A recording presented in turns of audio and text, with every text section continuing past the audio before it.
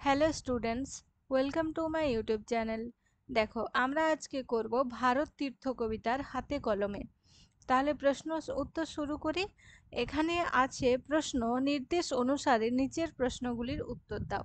একের দাগ কি বলছে, কবিতায় ভারত ভূমিকে পূর্ণ তীর্থ বলা হয়েছে কেন? তাহলে এর উত্তর হবে, ভারতবর্ষে বিভিন্ন সময়ে বিভিন্ন জাত ও বিভিন্ন ধর্মের মানুষ এসেছেন এবং সবাই মিলেমিশে থেকেছে। পুণ্যতীর্থে মানুষ যেমন পুণ্য অর্জন করতে যায়, তেমনি দলে দলে মানুষ ভারতবর্ষে এসেছে। তাই ভারতবর্ষকে পুণ্যতীর্থ বলা হয়েছে। দুয়েরটা কি বলছে, মহামানবের সাগর তীরে বলতে কবি কি বুঝিয়েছেন? মহামানবের সাগর তীরে বলতে কবি বুঝিয়েছেন,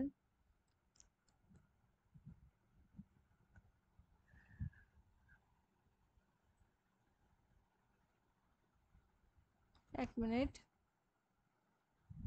যে বিভিন্ন জাতি এবং বিভিন্ন ধর্মের যে মানুষেরা এসেছে ভারতবর্ষে, এবং তারা কি হচ্ছে, একই সঙ্গে পরস্পর মিশে গেছে। ঠিক আছে, তাহলে সেই মানবের মিলনের সময় সেটাকে বুঝিয়েছে সাগর, মিলন সমুদ্র, মানব সমুদ্র বোঝাতে সাগর বলা হয়েছে। ঠিক আছে, এখানে কবি বুঝিয়েছেন অনেক ধর্ম জাতি বর্ণের মানুষ মিলেমিশে এক হয়ে গেছে, অনেক মানুষ আছে, সেই জন্য এখানে সমুদ্র বলা হয়েছে, মিলন সমুদ্র, মহামানবের সাগর। ঠিক আছে, মানবের সাগর মানে কি, অনেকজন মানুষ মিলে, যেমন জলের সমুদ্র তৈরি হয়েছে তেমন মানুষের সমুদ্র তৈরি হয়েছে। ঠিক আছে, এরপরে কি বলছে, তিনের দাগ, ভারতের প্রাকৃতিক বৈচিত্র্য ধরা পড়েছে কবিতা থেকে এমন একটি পংক্তি উদ্ধৃত করো। ঠিক আছে, এখানে কি আছে, ধ্যান গম্ভীর এই যে ভূধর, নদী জপমালা ধৃত প্রান্তর। এরপরে চারের দাগ কি বলছে, ভারতবর্ষকে পদানত করতে কোন কোন বিদেশি শক্তি অতীতে এদেশে এসেছিল, তাদের পরিণতি কি ঘটল?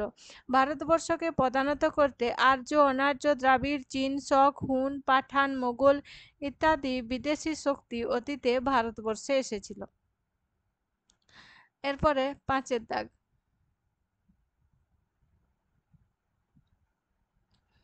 আচ্ছা এর সঙ্গে আর একটা প্রশ্ন আছে, যে তাদের পরিণতি কি ঘটলো?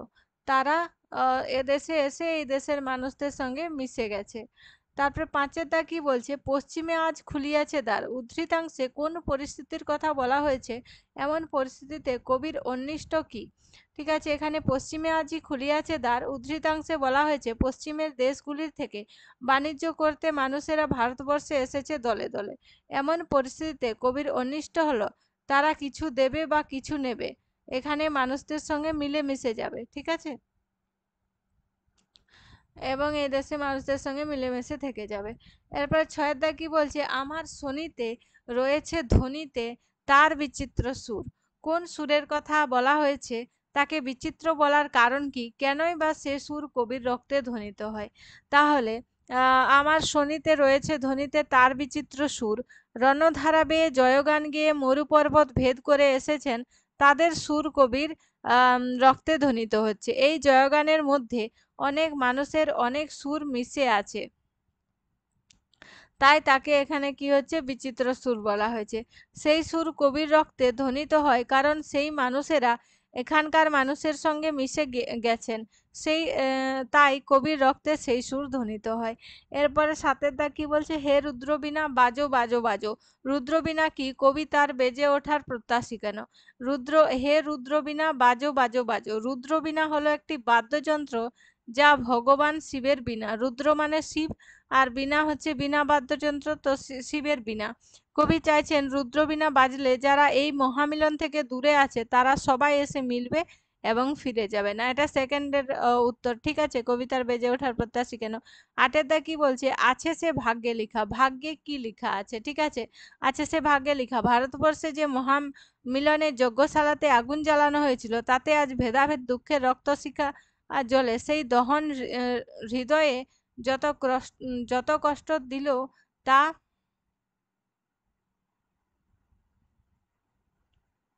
সহ্য করতে হবে, এটি ভাগ্যে লেখা আছে। ঠিক আছে। সে লিখন পাঠ করে কবি তার মনে কোন শপথ গ্রহণ করলেন? সে লিখন পাঠ করে কবি মনে শপথ গ্রহণ করলেন যে এক হওয়ার ডাক শুনলে মনের দুঃখ বহন করে সব লাজ ভয় অপমান জয় করে এক বিশাল প্রাণ জন্ম নেবে। নয়ের দাগ কি বলছে? পোহায় রজনী, অন্ধকার রাত শেষে যে নতুন আশার আলোকোজ্জ্বল দিন আসবে তার চিত্রটি কিভাবে ভারতীর্থ কবিতায় রূপায়িত হয়েছে। ঠিক আছে। পোহায় রজনী, অন্ধকার রাত শেষে যে নতুন আশার আলোকোজ্জ্বল দিনটি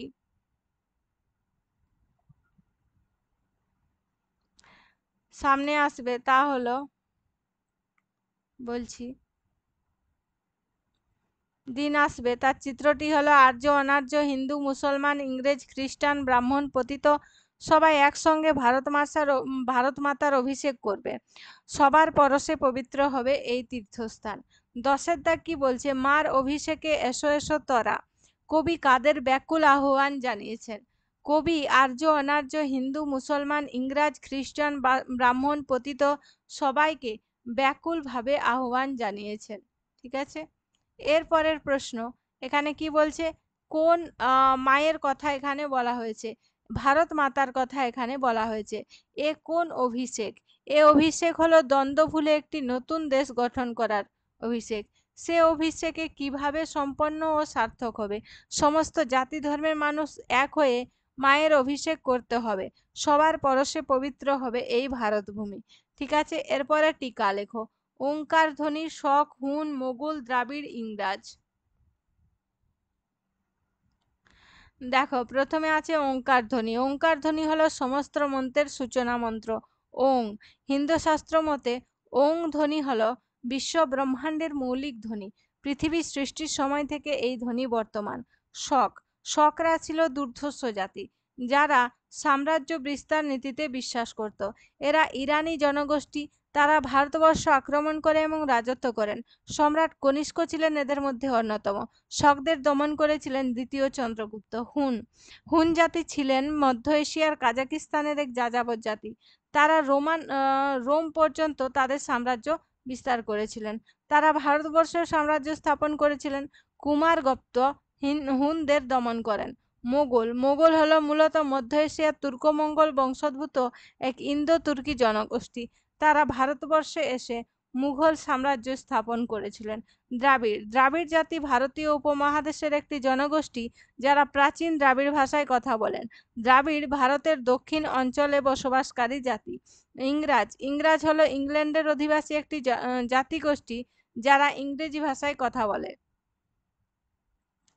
তারা বাণিজ্য করতে গিয়ে বেশিরভাগ দেশকেই অধিকার করে নিয়েছিল বা বেশিরভাগ দেশে সাম্রাজ্য স্থাপন করেছিল। ভারত দাগ কি বলছে? ভারতবর্ষে অতীত ইতিহাসের কথা কবিতায় কিভাবে বিধৃত হয়েছে? ভারতবর্ষের অতীত ইতিহাস, ভারতবর্ষের প্রভূত সম্পদের খোঁজ পেয়ে দলে দলে বিভিন্ন জাতি আর্য অনার্য দ্রাবিড় চীন শক হুন পাঠান মোগল দলে দলে এসেছে সাম্রাজ্য বিস্তার করতে বা লুণ্ঠন করতে। তেরোর দাগ কি বলছে? কবির দৃষ্টিতে ভবিষ্যৎ ভারতের যে স্বপ্নীল ছবি ধরা পড়েছে তার পরিচয় দাও।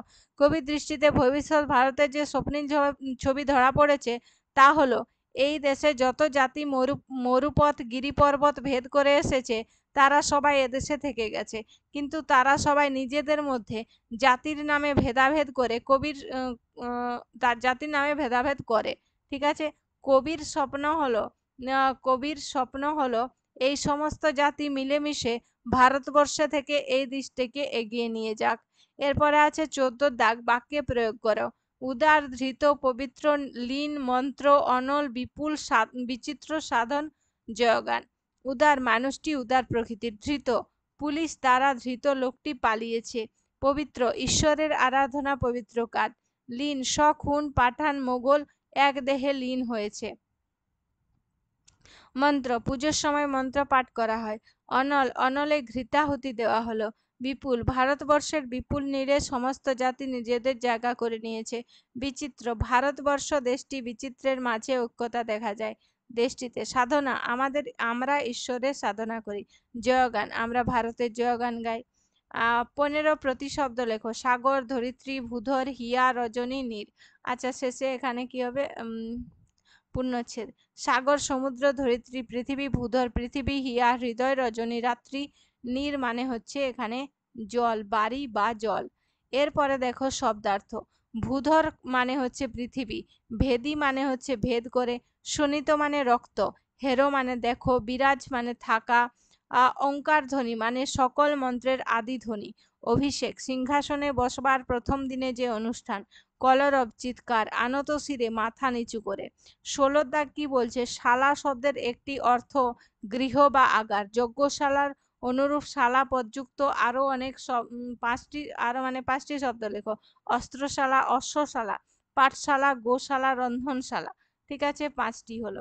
নিচের পংক্তিগুলি গদ্য বাক্যে লেখো। দুর্বার স্রোতে এলো কোথা হতে, সমুদ্রে হলো হারা। দুর্বার স্রোতে কোথা হতে এলো, সমুদ্রে হারা হলো। কোথা থেকে এখানে এসে আমরা লিখতে পারি, কোথা থেকে এসে সমুদ্রে হারা হলো। উদার ছন্দে পরমানন্দে বন্দনা করি তারে, উদার ছন্দে পরমানন্দে তার বন্দনা করি। ঠিক আছে, এরপরে আছে 17-র 3, হৃদয়তন্ত্রে উঠেছিল রণরণী। আর হৃদয়তন্ত্রে রণরণী উঠেছিল।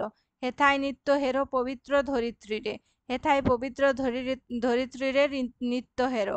হেথায় সবারে হবে মিলিবারে আনত শিরে, হেথায় সবারে আনত শিরে মিলিবারে হবে। ঠিক আছে, এরপরে 18 দাগ কি বলছে, বিশেষ্যগুলিকে বিশেষণে ও বিশেষণগুলিকে বিশেষ্যে পরিবর্তন করো।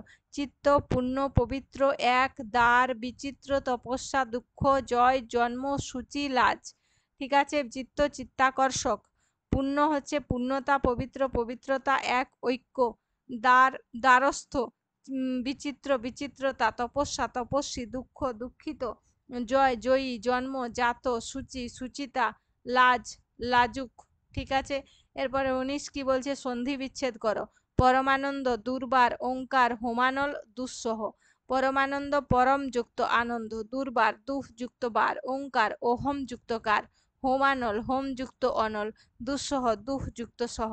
বিপরীত শব্দ লেখো। পুণ্য ধীর ধৃত, আহ্বান দুর্বার, বিচিত্র বহু, অপমান বিপুল তরা। তাহলে পুণ্যটা কি হয়ে যাবে, পাপ, ধীর দ্রুত, ধৃত পলাতক, আহ্বান প্রত্যাহার, দুর্বার নির্বার, বিচিত্র সদৃশ্য, বহু এক, অপমান সম্মান, বিপুল অল্প, তরা বিলম্ব। এরপরে আছে কবি পরিচিতি। রবীন্দ্রনাথ ঠাকুর, জন্ম 1861, মৃত্যু 1941। জন্ম কলকাতা জোড়াসাঁকোর ঠাকুরবাড়িতে। অল্প বয়স থেকে ঠাকুরবাড়ি থেকে প্রকাশিত ভারতীয় বালক পত্রিকায় নিয়মিত লিখতেন। কথা ও কাহিনী, সহজপাঠ, রাজর্ষি, ছেলেবেলা, শিশু, শিশু ভোলানাথ, হাস্যকৌতুক, ডাকঘর, গল্পগুচ্ছ সহ তার বহু রচনায় শিশু কিশোরদের আকৃষ্ট করে। দীর্ঘ জীবনে অজস্র কবিতা, গান, ছোট গল্প, উপন্যাস, প্রবন্ধ লিখেছেন, ছবি এঁকেছেন। 1913 সালে সং অফারিংসের জন্য প্রথম এশীয়বাসী হিসাবে নোবেল পুরস্কার পান। 2টি স্বাধীন রাষ্ট্র ভারত ও বাংলাদেশের জাতীয় সঙ্গীত তার রচনা। ভারতের জনগণমন, বাংলাদেশের আমার সোনার বাংলা। ভারত তীর্থ কবিতাটি গীতাঞ্জলি কাব্যগ্রন্থ থেকে নেওয়া হয়েছে। এরপরে আছে স্বাধীনতা সংগ্রামে নারী, এটা আমরা পরের ভিডিওতে করব। আজকের ভিডিওতে এই পর্যন্তই। তোমাদের যদি হাতে কলমের সব কোশ্চেনগুলো করার পরেও আরও কোনো কোশ্চেন থাকে তো আমাকে তোমরা কমেন্ট সেকশনে জানাতে পারো, আমি তার যথাযথ উত্তর দেব। আজকের ভিডিওতে এই পর্যন্তই। ভিডিওটি শেষ পর্যন্ত দেখার জন্য অনেক ধন্যবাদ।